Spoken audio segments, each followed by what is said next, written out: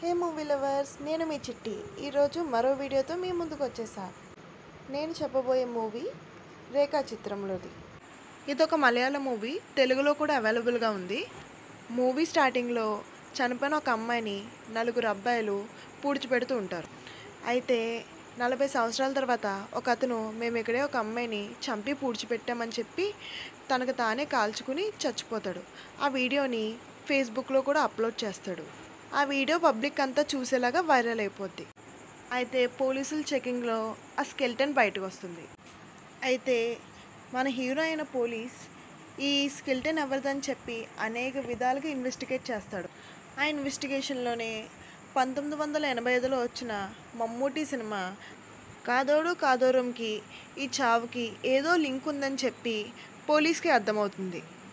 ఈ మూవీలో మమ్మూటి గారిని ఏ జనరేషన్తో బాగా యంగ్గా చూపిస్తారు.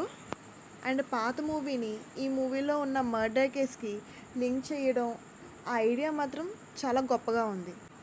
అండ్ ఇందులో ట్విస్ట్ మాత్రం మైండ్ బ్లోయింగ్. అండ్ ఈ మూవీలో ట్విస్ట్ ఏంటో, ఈ మూవీ ఎలా ఉందో తెలుసుకోవాలనుకుంటే మీ ఫ్రెండ్స్తో, మీ ఫ్యామిలీతో ఈ వీకెండ్కి ప్లాన్ చేయండి. నేను మీ చిట్టి. నెక్స్ట్ వీడియోతో మళ్ళీ కలుద్దాం. బాయ్.